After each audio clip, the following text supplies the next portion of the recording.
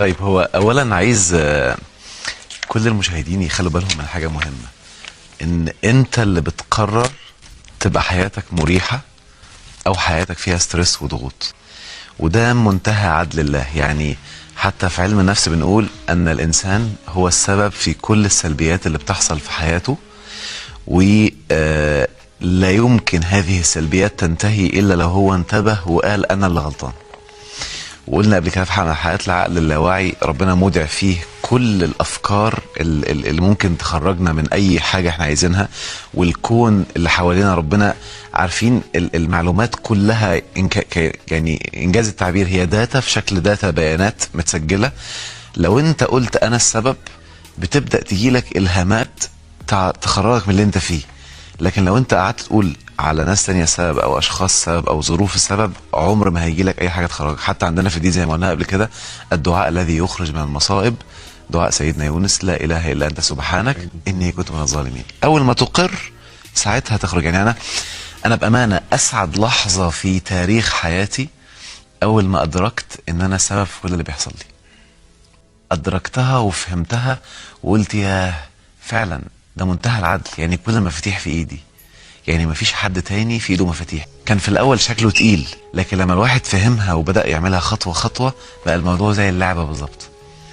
الموضوع اللي له علاقة بالماديات او له علاقة بالصحة او له علاقة بالامراض، احنا ده بنسميه الغنى. يمكن كلمة الغنى الناس او بقت المصطلح ده دارج ما بين الناس على الفلوس بس، لكن كلمة الغنى اي ان انا مستغني بصحتي عن اي دكاترة، مستغني بالمال اللي عندي عن اي ناس تانية، مستغني بالراحة النفسية والاستمتاع عن اي حاجة تانية. يعني من الاخر انا واصل زي ما بيقولوا، متصل بربنا على طول، فعايش في الحالة دي. ازاي الانسان يحس الغنى او يحس حالة الغنى دي؟ اول ما يكسر كل الاصنام اللي في دماغه المعرقلة للوصول لهذه الحالة. على فكرة في ناس كتير فاكرين ان الايات اللي موجوده في الدين اللي ربنا منزله مع الرسل ايات بتحكي قصص عن الماضي. يعني هدي مثال، مثلا هل حد يتخيل ان سوره المسد سوره كامله اهي: تبت يدا ابي لهب وتب ما اغنى عنه ماله وما كسب سيصلى نارا ذات لهب وامراته حماله الحطب في جيدها حبل من مسد. سوره موجوده لغايه دلوقتي في القران. ليه؟ عشان تحكي لنا قصة أبو لهب وزوجته؟ لا، القرآن مش كتاب تاريخ، القرآن دستور حياة. قصة سورة أبو لهب دي بتحكي حاجة مهمة جدا: الدور اللي كان بيلعبه أبو لهب وزوجته في الفترة اللي كان فيها الدنيا لسه في بدايتها، دور مطلق الإشاعات السلبية. في ناس بتبقى قاعدة دورها تخلق إشاعة وتنتشر، هم كانوا مصدر الإشاعات دي. ابو لهب وزوجته كانوا هم الاساس، يطلعوا يقولوا اشاعات. حتى زوجته هي اول من سمت سيدنا محمد مذمم، وبدات تقول اشعار، تعمل شعر. يعني هي كانت بتعمل حاجات فنيه وبتعمل دعايه سلبيه وبتعمل اشعار وبتعمل اشاعات تنشرها. فربنا قال صورتهم وقال مصيرهم عشان يبين لنا ان اللي بيطلق الاشاعات دي كلها عمره ما يعيش في راحه ومصيره كذا. فده الاستفاده من الصوره. تمام. فالحته المهمه جدا، انا ليه قلت الحته دي؟ عشان برضو هل قصه سيدنا ابراهيم لما دخل يكسر الاصنام دلوقتي موجوده في حياتنا اللي احنا عايشينها، بس الاصنام ما عادتش ماديات بره، بقت اصنام في الدماغ. يعني النهارده مثلا لو سالت اي حد من المشاهدين قلت له اكتب كده هدف كبير انت بتحلم بيه ولغايه النهارده ما حققتوش، وبعدين هساله ليه ما حققتوش، هيقوم قايل لي عشان كذا. هو ده الصنم اللي في دماغه. هيقوم قايل لي مثلا اصل انا ما عنديش فلوس، يبقى هو حاطط صنم جواه ان الفلوس هي الحاجه الوحيده، الهي ده اللي هيجيب لي اللي انا عايزه. لكن لو هو قال ماشي ما ماشي معايا فلوس بس ان شاء الله هوصل له، ربنا هيوفقني، ما عنديش اصنام جوه هوصل. احنا مليانين اصنام في دماغنا بقى، اصنام كتير قوي. الصحه، الزمن، العمر، الكذا، ما عنديش واسطه، ما عنديش كذا، دي كلها اصنام. فدي الصوره الحديثه للاصنام. فلو رجعنا بقى لكل الايات اللي بتتكلم عن الاصنام بتحكي عن الصنم الفكري ده صنم جوانا.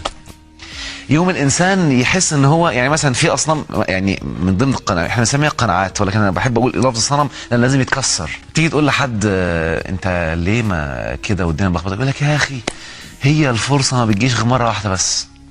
صنم. خلي بالك اللي يقول كده واستغفر الله العظيم كانه بيقول ربنا بخيل، مع ان ربنا بيقول في القران ان هذا لرزقنا ما له من نفاد.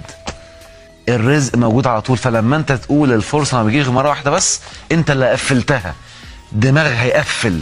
ليه في ناس فقراء وفي ناس اغنياء؟ لان ربنا سبحانه وتعالى وضع قانون في الارض، اللي يعمل كده هيبقى فقير واللي يعمل كده هيبقى غني، وعلمنا نعمل ايه نبقى اغنياء. يعني هديك مثال معلش. الدين، في ناس فاكره ان الدين طقوس. الدين ربنا وضعه في الارض عشان حياتنا تبقى جنه. يعني الدين هو اكبر يعني قانون نفسي، كتالوج يخلي كل الرزق اللي انت عايزه، نظام الحياه كامله. يعني هديك ايتين بس. ما جعل الله عليكم في الدين من حرج ولكن يريد ليطهركم. يطهركم يعني ايه؟ يعني ما يبقاش عندكم امراض. الطهور عكس المرض. يعني سيدنا محمد عليه الصلاه والسلام كان لما يدخل على حد مريض يقول له ايه؟ طهور ان شاء الله. طهور ده عكس المرض، تمام؟ ليطهركم يتم نعمته عليكم. النعم اللي انت عايزها كلها ربنا هيتمها عليك، يعني هتبقى عندك تامه لو انت اتبعت الكتالوج صح. وليتم نعمته عليكم ولعلكم تشكرون. يقوم انت عارف اللعبه اللي بيعملها الشيطان؟ على فكره الشيطان في علم النفس بنسميه الافكار السلبيه، تمام؟ يعني انت عارف علم النفس علم مادي، ولكن لو جينا نشوف كل النظريات والابحاث والكلام والكتب اللي بتتكلم عن الافكار النيجاتيف ثوتس، الافكار السلبيه، هي الشيطان. بس الدين صوره لنا عشان نبقى فاهمينه وشايفينه كويس قوي. فالشيطان دوره في الارض يخلي الانسان ايه؟ ما يشكرش. ازاي؟ بانه يبني له اصنام في دماغه تلهيه عن الشكر. ما عندكش اولاد، ما عندكش فلوس، يقعد يبني اصنام. يقوم الانسان قاعد جوه الصنم بتاعه والاصنام، عامل غرفه كده في دماغه، غرفه اصنام، كل ما يسرح في الاصنام اللي هو حاططها بناها في دماغه. يقوم يشكر ازاي؟ بس انا الاول عايز اقف هنا شويه. يبقى اول ايه قلنا ان الدين ربنا نزله عشان نكون في كامل الصحه، يتم النعمه ونشكر. كويس؟ ادي ايه. ولو ان اهل القرى امنوا واتقوا، هنا في كلمه ايمان، فينا تقوى، لفتحنا عليهم بركات من السماء والارض ولكن كذبوا. كذبوا دي بقى هنقف عندها شويه. كذبوا يعني اقتنعوا بعكس الكلام ده. لو انت امنت واتقيت ربنا هيفتح عليك.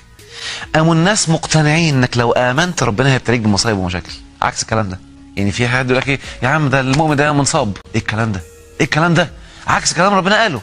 ويبلوكم بالخير والشر فتنه، ليه اخذته ابتلاء سلبي. وفي ايه واضحه جدا، فاما الانسان اذا ما ابتلاه ربه فاكرمه ونعمه، ليه اخذنا ابتلاء سلبي؟ فاحنا خدنا بالتكذيب، تمام؟ كذبنا كل الكلام ده. اللي انا اقصده بقى ان الانسان لما يبقى باني في دماغه اصنام كتير، بيبدا قبل ما يتحرك في الحياه بيرجع لهذه الاصنام. انا ازاي هتحرك؟ ده انا ما عنديش كذا، ما عنديش كذا، ويفضل قاعد مستني لما اللي هو يعطل. فهو حاطط، هو اللي حاطط التقفيل. خلاص؟ دي حاجه. واحد يقول ايه، هو انا هاخد كل حاجه؟ ما حدش في الدنيا بياخد كل حاجه. على فكره دي مقوله صحيحه، ولكن معناها عندك هو اللي غلط. هو فعلا ما حدش في الدنيا بياخد كل حاجه، ولكن لو انا بقيت سعيد، غني، صحتي قويه جدا، عندي اولاد وربنا مبارك فيهم، وعندي احسن زوجه في الدنيا، وانا زوجه عندي احسن زوج في الدنيا، وعندي شركتي، ولو اضفت كمان 40 50 حاجه، انا لسه ما جبتش 1% من كل حاجه.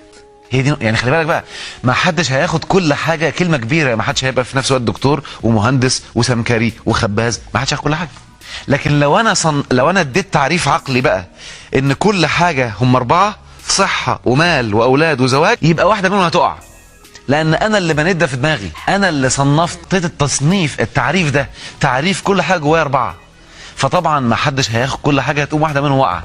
لكن لما انا احط ال20 حاجه الاهداف اللي انا عايزها، ولسه ما فيش حاجات تانية ما اتخذت، خلاص ال20 هيبقوا موجودين، وعمرك ما هتاخد كل حاجه برضه. وهقول معلومه تانية، اي حد بيقول انا هعمل كده ازاي، ده انا ما فيش معايا فلوس، انا هقول لك بقى حته نفسيه خطيره، كانك بتقول استغفر الله العظيم يا رب برضه، يا رب انت مش هتقدر تساعدني اصل انا ما عنديش فلوس. ده اللي في العقل من جوه. قول لي ببقك ان انت مؤمن، بس اللي في القلب هو اللي بيطلع الاحساس، هو اللي جوه هو اللي طالع. فتلاقي حد يقول العيد العين بصيره والايد قصيره. خدت بالك؟ شوف قناعات اصنام. يقوم مبرمج عقله على كده، يقوم عمره ما هيلاقي الوفره. على فكره الوفره، هو كلمه وفره معناها اللا نهايه. ربنا سبحانه وتعالى خالق الكون بقانون الوفره، في من كل شيء وفره. ربنا سبحانه وتعالى انجاز التعبير بيكلمنا كل يوم باشارات بتجيلك في الحياه. لو انت ماشي صح هتلاقي الدنيا سالكه وانت مرتاح. لو بدات تمشي غلط هتلاقي الدنيا كلكعت عليك ولخبطت. طب ايه اللي بيخلي الانسان يقع في الكلام ده؟ حاجه بنسميها الايجو في علم النفس، او العجب، او الانسان الانا، اللي هو الدين سماه امراض القلوب. خلاص؟ كل ما يؤدي لامراض القلوب هو اللي بيلخبط الحياه بتاعت البني ادم. يعني هديك مثال، مثلا الغيبه، النميمه، الهمز واللمز، الانسان اللي بيرمي الناس بالباطل وبالبهتان، شهاده الزور، الكبر والتعالي على البشر، كل ده من امراض القلوب. تقوم تلخبط لك كل حياتك وانت مش واخد بالك. اللي ماشي بالحاجات دي كلها وعايش بيها حياته تلخبط جدا. لكن اللي ماشي بالتسامح، بالعفو، بالانفاق، بمبدأ احب لاخيك ما تحب لنفسك، بمبدأ الاقربون اولى بالمعروف. انا ساعات بتجنن لما بقرا كتب علماء غرب، الاقيه بيقول علشان تعيش حياتك سعيده وكل الوفره اللي انت عايزها تبقى عندك، احب لاخيك ما تحب لنفسك، او الاقربون اولى بالمعروف. ده مبدأ، هم مبدأ نفسي يتعمل عليه ابحاث. او يقول لك طلع جزء من مالك ولو 10%. هم اكتشفوا ان ده هو اللي بيعمل وفره. انا مره هقول لك على يمكن سر من اسرار حياتي، والايه دي بالنسبه لي بحبها جدا لان ليها واقع كبير وعملت لي شيفت في حياتي رهيب. عندي لخبطه كده ودخلت مشروع وخسرنا فلوس واتزنقت ماديا جامد جدا. فكنت قاعد فحسيت ان ربنا بيكلمني، كانت ايه بجد رائعه: لينفق ذو سعه من سعته ومن قدر عليه رزقه، يعني لو رزقه ضيق قدر يعداء عليه، ومن قدر عليه رزقه فلينفق مما آتاه الله. مما آتاه، ما قالكش فلوس، اي حاجه عندك. لينفق مما آتاه الله، لا يكلف الله نفسا الا ما آتاها.